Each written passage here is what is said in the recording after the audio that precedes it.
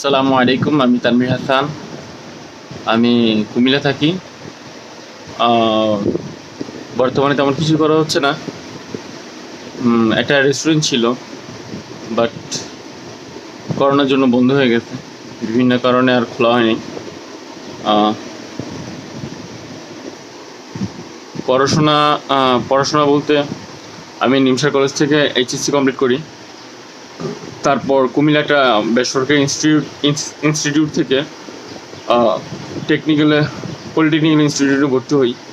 তারপর সেখানে প্রায় 4th সেমিস্টার থাকার পর, পড়াশোনা করার পর হঠাৎ আমার কিডনির সমস্যা ধরা পড়ে। পরে আমি আর পড়াশোনা কমপ্লিট করতে পারিনি, ছেড়ে দিতে হয়েছিল। প্রায় আমি ডায়ালিসিস করি প্রায় 1.5 বছরের মতো। তারপর আমার মায়ের কিডনির সাহায্যে আমি ট্রান্সপ্লান্ট করি। আম্মা আমাকে কিডনি দেয়। এখন প্রায় 3.5 বছরের মতো হয়ে গেছে। আমি আলহামদুলিল্লাহ এখন ভালো আছি আপনাদের দোয়ায়। ফ্রিল্যান্সিং নিয়ে আমার অনেক আগে থেকে কিউরিওসিটি ছিল। এখানে আসলে কাজের স্বাধীনতা আছে, এই কারণে আমি তৌহিদকে বলছিলাম যে আমি ফ্রিল্যান্সিং করতে যাচ্ছি, তুই কী বলিস? তো আমাকে মিনহাজ ভাইয়ের ফোন নাম্বার দেওয়ার পরে মিনহাজ ভাইয়ের সাথে আমি কথা বলি। ভাই আমাকে রবিন ভাইয়ের ফোন নাম্বার দেয়।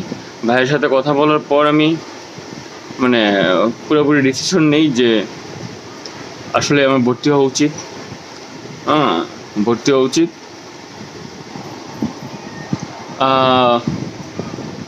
যাই হোক, তো ভর্তি হইলাম, অ্যাডমিশন নিলাম, ক্লাস শুরু হলো।